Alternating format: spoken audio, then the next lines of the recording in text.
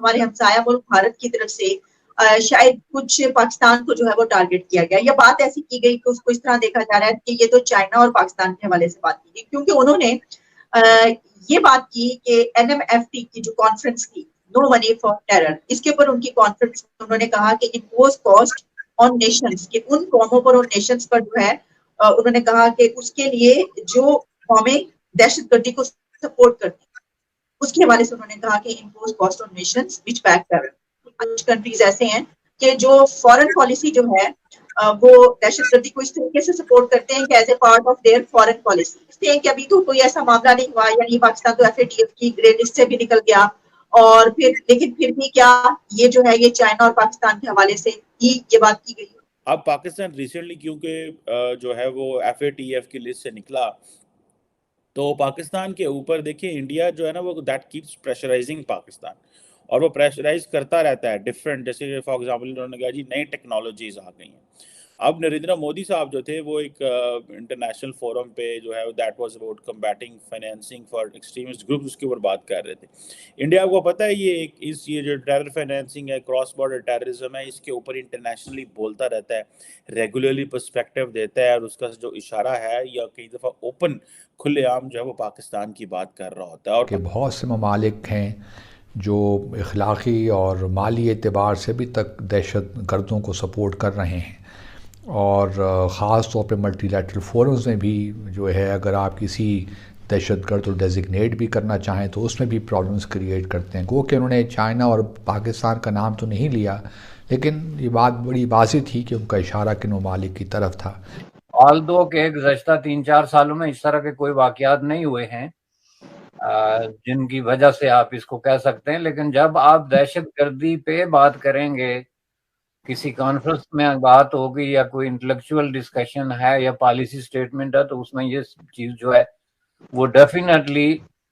سامنے آئے گی. ایک چیز یہ ہے. دوسری چیز یہ ہے کہ اس کو ابھی تک جو ہے وہ پاکستان انڈیا کے درمیان اگر آج بھی آپ بات کریں, حالانکہ ابھی کوئی کراس بارڈر دہشت گردی یا کوئی اس طرح کا ریسنٹ واقعہ نہیں ہوا, لیکن اب بھی اگر آپ انڈیا پاکستان سے بات کریں کہ ان کے درمیان تعلقات کے راستے میں سب سے بڑی رکاوٹ کیا ہے, تو انڈیا کی طرف سے یہی جواب ہوگا کہ اس کی وجہ یہ ہے کہ پاکستان کی طرف سے دہشت گردی کو فنڈنگ ہوتی ہے اور ان کی فارن پالیسی میں یہ ایک عنصر شامل ہے. اب انڈیا کا بنیادی طور پہ یہ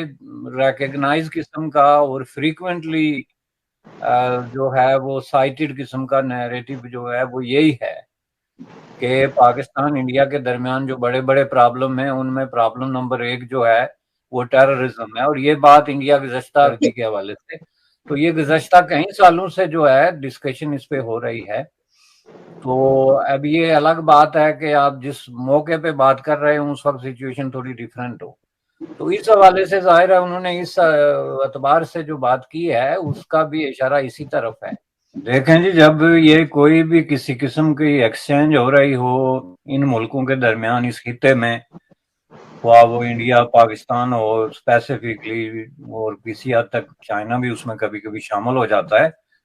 تو اس میں کوئی بہت زیادہ گیس لگانے کی ضرورت نہیں ہوتی کہ کس نے کس کے بارے میں کہا ہے. آپ اگر بات کریں ٹیررزم کی اور فارن پالیسی میں ٹیرر فنڈنگ کی, تو اس بات انڈیا کی طرف سے ہو رہی ہو تو ظاہر ہے اس میں 100% ایک شوہر اور ایبسلوٹ قسم کے یقین کے ساتھ آپ کہہ سکتے ہیں کہ یہ اشارہ پاکستان کی طرف سے ہے,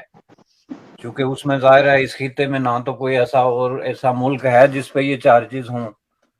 کہ وہ ٹیرر کو فنڈ کرتے ہیں, اور نہ ہی کسی ایسے ملک کی ایسی فارن پالیسی ہے جس کا تعلق کسی طریقے سے ٹیررزم کے ساتھ بنتا ہو. میں اس کو ذرا دوسرے اینگل سے دیکھتا ہوں کہ یہ جو بہت زیادہ ایک لمبے عرصے سے ڈسکشن دونوں طرف سے ہوئی ہے,